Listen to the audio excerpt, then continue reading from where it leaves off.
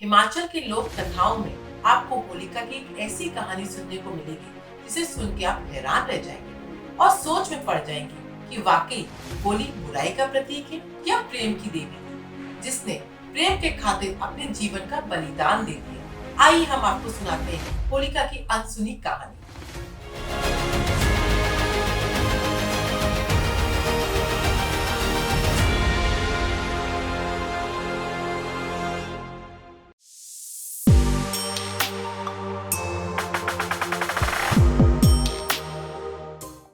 होली पर्व से जुड़ी है होलिका की कहानी, या यूं कहें होलिका की वजह से ही इस रंग गुलाल के त्योहार का नाम होली पड़ा है। होली को हम बुराई का प्रतीक मानते हैं, लेकिन होलिका जलाकर इस बुराई का अंत कर देते हैं और उसका उत्सव मनाते हैं। लेकिन ये भी सच है कि होलिका जलाने से पहले हम उसकी पूजा करते हैं। अगर होलिका वास्तव में बुराई का प्रतीक होती तो हम उसकी पूजा क्यों करते? क्या आपने कभी ये सोचा है?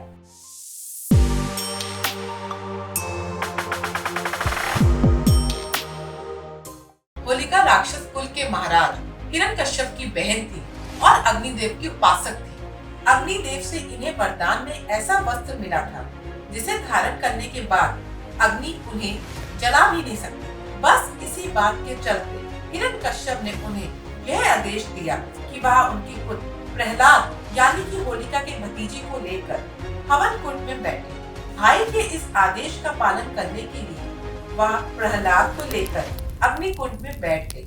इसके बाद ईश्वर की कृपा से इतनी तेज हवा चली कि वो वस्त्र होलिका के ऊपर से उड़कर भक्त प्रहलाद के ऊपर आ गया। इससे प्रहलाद तो बच गया, लेकिन होलिका जल के भस्म हो गई।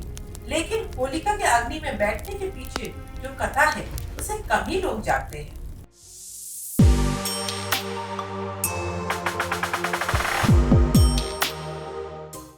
एक लोक कथा के अनुसार होलिका इलोजी नाम के राजकुमार से प्रेम करती थी। इन दोनों ने विवाह की योजना भी बना ली थी। फाल्गुन पूर्णिमा के दिन इलोजी बारात लेकर होलिका से विवाह करने आने ही वाला था, लेकिन किस्मत को कुछ और ही मंजूर था। हिरण्यकश्यप ने होलिका को आदेश दिया कि वह प्रहलाद को अपनी गोद में लेकर चिता में बैठ जाए। अग्निदेव के वरदान के कारण तुम्हें कुछ नहीं होगा, लेकिन प्रहलाद तो जल जाएगा। होलिका इस क्रूर काम के लिए तैयार नहीं हुई तो हिरण्यकश्यप ने उसे भय दिया कि अगर वो ये काम नहीं करेगी तो वो इलोजी के साथ उसका विवाह नहीं होने देगी और इलोजी को दंड भी देगी। अपने प्रेम को बचाने के लिए होलिका इस काम के लिए तैयार हुई और प्रहलाद को लेकर अग्नि पे बैठ गई। लेकिन चुपके से उसने प्रहलाद को तो अग्निदेव के वरदान से बचा लिया, लेकिन खुद को नहीं बचा पाई। इलोजी इस सबसे अनजान जब होलिका के घर बारात लेके आया तो वहाँ उसे होलिका की राख दिखती है और वो देख के वो इतना निराश हो गया कि वो वन की ओर चले गया।